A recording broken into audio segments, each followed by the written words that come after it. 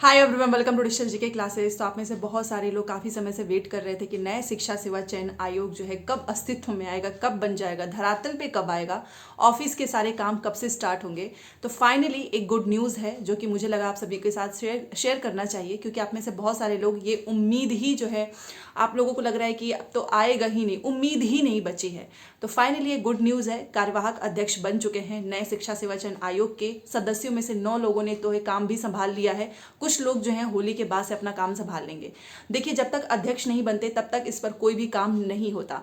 But आप भी एक चीज़ सोचिए कि इतने समय से सारी चीज़ें चल रही थी, अगर अध्यक्ष नहीं मिल रहे थे, कार्यवाहक अध्यक्ष बनाना था, तो चुनाव से थोड़ा सा पहले कर लेते तो शायद कोई ना कोई भर्ती आपको देखने को मिल जाती।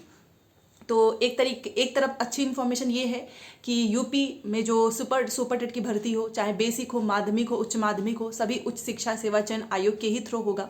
इसके पहले जो फॉर्म भरवाए गए हैं, चाहे वो असिस्टेंट प्रोफेसर का हो, टीजीटी का हो, पीजीटी का हो, वो भी भर्ती परीक्षाएं होंगी।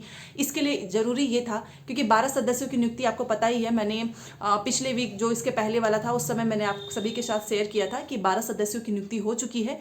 अध्यक्ष जो है उनका भी सिलेक्शन हुआ था, बट वो शायद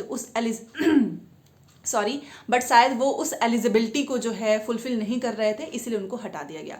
क्योंकि इसके लिए बहुत सारे क्राइटेरिया हैं, जो इसमें फिट बैठेगा उसी को अध्यक्ष बनाया जाएगा।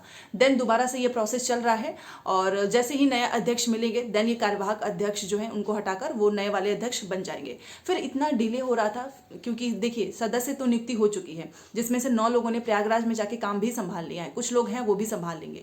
बट जब तक अध्यक्ष नहीं होते, कौन उनको बताएगा किस तरीके से बैठक होगी, किस तरीके से भर्ती परीक्षाएं होंगी, जो पहले की फॉर्म भरे गए हैं उनकी परीक्षा किस तरीके से होगी, इसका निर्धारण बिना अध्यक्ष के पॉसिबल नहीं है।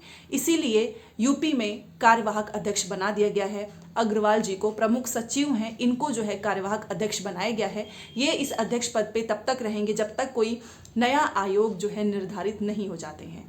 ठीक है, तो एक तरीके से हमारे लिए अच्छी इन्फॉर्मेशन है, क्योंकि देखिए, अगर अध्यक्ष नहीं बनते तो एक उम्मीद भी नहीं होती, क्योंकि जब तक अध्यक्ष ही नहीं होंगे कौन सी भर्ती प्रक्रिया कब होगी, कैलेंडर कब जारी होगा, जो पहले के फॉर्म है उसके एग्जाम्स कब होंगे, यूपी टेट, सुपर टेट, इसका कोई भी जो है, इवन मैं आपको ये अंदाजा भी नहीं लगा सकता था कि कब तक इसकी परीक्षा होगी। बट एक चीज़ और सोचने वाली है कि चुनाव से पहले कार्यवाहक अध्यक्ष बना देना, इसके पहले इतने लंबे समय तक सारी चीज़ें जो है पेंडिंग चल रही थी, इतना लेट हो चुका है, तो चुनाव से पहले ही क्यों।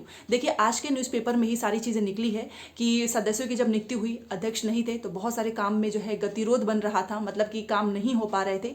इसीलिए जो है शासन से आदेश आया है कि जब तक अध्यक्ष नहीं होते हैं आप यहाँ पर एक कार्यवाहक अध्यक्ष बना दीजिए। तो प्रमुख सचिव अग्रवाल जी को बना दिया गया है। अब इनके जो है कार्यकाल में सारी जो भी भर्ती परीक्षाएं रुकी हुई हैं, बैठक होगी, सारी चीज़ें होंगी, और तब तक ये नए वाले अध्यक्ष जो हैं वो भी शामिल ही हो जाएंगे, क्योंकि अभी आपको पता ही है आचार संहिता लग जाएगा। इलेक्शन के बीच में तो वैसे भी कोई भर्ती परीक्षा नहीं होती है। तो शासन ने आदेश दिया कि आप जो है कार्यवाहक अध्यक्ष बना दीजिए, अदरवाइज बहुत डिले हो जाएगा। और जैसे ही कार्यवाहक अध्यक्ष बन जाएंगे, शिक्षक भर्ती से रिलेटेड सारी चीज़ों पर ये काम करेंगे।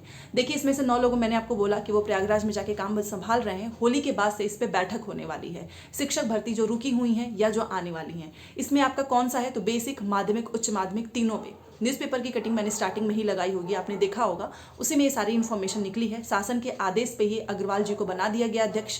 अब ये देखते हैं कि कौन सी भर्ती परीक्षा किस तरीके से करानी है, इस पर ये बैठक करेंगे। तो कब तक होगी अभी तो वैसे भी पॉसिबल नहीं है। बट हम सबका सवाल ये है कि आखिर में इतना डिले हो गया और चुनाव से पहले ये सारी चीज़ें होना, ये मतलब कि इसका कोई मतलब नहीं है, क्योंकि अभी तो भर्ती परीक्षा वैसे भी नहीं हो सकती है। तो कहीं ना कहीं इसका एक रीज़न आप समझ सकते हो, ये हम सभी को बताने के लिए है कि देखो भाई, हमें अध्यक्ष नहीं मिल रहा था, हम तो भर्ती परीक्षा कराना ही चाहते थे। और एक तरीके से आपके मन में भी आ जाएगा कि अच्छा चलो भाई, इनको वोट दे देते हैं। बट एक चीज़ ध्यान रखना कि इतने जो साल, 5 साल तक आप लोगों ने इतना स्ट्रगल, पेपर लीक हो, चाहे एग्ज़ाम समय पे नहीं होना, 5 साल तक कोई भर्ती नहीं हुई है, तो ध्यान से ही वोट दीजिएगा। क्योंकि बाद में फिर हम सब लोग ही बोलने लगते हैं कि ये परीक्षा नहीं हो रही है, कोई परीक्षा टाइम पे नहीं हो रहा है, पेपर लीक हो जा रहा है। तो वोट आपको उन्हीं को देना है जो कि आपकी मांग को सामने रखें कि येस, भर्ती परीक्षाएं होंगी, कैलेंडर जारी होगा, पेपर लीक नहीं होगा। तो इस चीज़ का ध्यान रखना, क्योंकि आप भी जानते हैं कि ये जो चीज़ें चलती हैं, चुनाव के पहले ही ये सारी चीज़ें क्यों हुई। पहले से हो जाता, पहले से कार्यकाल अध्यक्ष भी तो बनाए जा सकते थे। 1.5 साल एक बहुत लंबा समय होता है एक आयोग के बनने में। यहाँ पर सारी चीज़ें, इलेक्शन में कभी कोई रुकावट नहीं आती है। टाइमली जो है इनका डेट आ चुका है, उसी डेट पे होगा। जिस डेट को इसका रिजल्ट अनाउंस होगा इलेक्शन का, उसी डेट को होगा। उसमें 1 से 2 दिन का भी ना तो आपको डिले देखने को नहीं मिलेगा, ना ही इसको पोस्टपोन किया जाएगा। इसमें कोई धांधली वाली चीज़ें ऐसी कुछ नहीं होती हैं। तो इसलिए हमारे लिए अच्छी इन्फॉर्मेशन है, बट इस चीज़ को भी आपको ध्यान में रखना है, ठीक है। जो आपकी मांग को पूरा करता है, जो शिक्षक भर्ती की बात करता है, जो नौकरी की बात करता है, जो पेपर लीक पे जो है इसको कंट्रोल करने की बात करता है, आपको उसको ही वोट देना चाहिए। और ये इसलिए भी मैं बोल रही हूँ क्योंकि जैसे ही चुनाव खत्म हो जाएंगे, आपको भी पता है फिर पता नहीं कौन सी भर्ती परीक्षा कब होगी या नहीं भी होगी। वैसे एक चीज़ और सामने आ रही है, मैंने सोचा इस वीडियो के थ्रू आपको बताना चाहिए। तो आपको पता है कि अब अध्यक्ष जो हमारे बन चुके हैं, कार्यवाहक अध्यक्ष बने हैं, अब यही सारी चीज़ें देखेंगे। तो भर्ती परीक्षाओं में से सबसे पहले कौन सी होगी, तो ये चीज़ भी न्यूज़पेपर में निकला है कि इस पे काम तो स्टार्ट हो जाएंगे, मतलब बैठक वगैरह किस तरीके से कौन सी परीक्षा करानी है, बट जो एग्ज़ाम्स होंगे वो आपका जून के बाद होगा। अभी बीच में आचार संहिता की वजह से कोई एग्ज़ाम्स नहीं हो सकते हैं। तो जून के बाद से आपको कौन सी परीक्षा देखने को मिल सकती है, तो टीजीटी, पीजीटी, असिस्टेंट प्रोफेसर, ऐसे देखो मैं हमेशा एक चीज़ बोलती हूँ कि आपको पढ़ाई करनी है। ऐसा कभी हो ही नहीं सकता है कि कोई परीक्षा ना हो, भर्ती परीक्षा ना आए। ज़रूरत तो होगी ही, हाँ थोड़ा सा डिले हो रहा है, इसलिए मैंने आपको बोला कि सोच समझ कर ही आप अपना वोट दीजिए। बहुत इंपॉर्टेंट होता है हम सभी का एक एक वोट, ठीक है, इस चीज़ का ध्यान रखना। तो जून में जैसे ही इलेक्शन खत्म हो जाएंगे, उसके बाद से ये वैसे भी अब तो कार्यवाहक अध्यक्ष बन चुके हैं, सदस्यों ने काम भी संभाल लिया है, ऑफिस वगैरह आपने देखा होगा जाने लगे हैं। 9 लोग तो चले भी गए हैं, बाकी के कुछ लोग भी हैं, वो लोग भी चले जाएंगे होली के बाद। तो इसमें सबसे पहले आपको टीजीटी, पीजीटी, असिस्टेंट प्रोफेसर्स के एग्जाम्स देखने को मिलेंगे। और रीज़न ये है क्योंकि इनका फॉर्म पहले ही भराया जा चुका है 22 में। आप सोचिए 22 खत्म, 23 खत्म, 24 स्टार्ट है। तब से कुछ लोग तो फॉर्म भर के भी भूल चुके होंगे कि उन लोगों ने कोई फॉर्म भरा भी है नहीं। उसमें से कुछ लोगों को की नौकरी में जो है, कुछ लोगों को नौकरी मिल गई होगी, कुछ लोगों की शादियां भी हो चुकी होंगी, क्योंकि 5 साल का समय एक बहुत लंबा समय होता है। 2018 के बाद से कोई भर्ती नहीं आई है। अब बात कर लेते हैं यूपी टेट, सुपर टेट। तो जी हाँ, यूपी टेट, सुपर टेट होंगे, इसमें कोई डाउट नहीं है।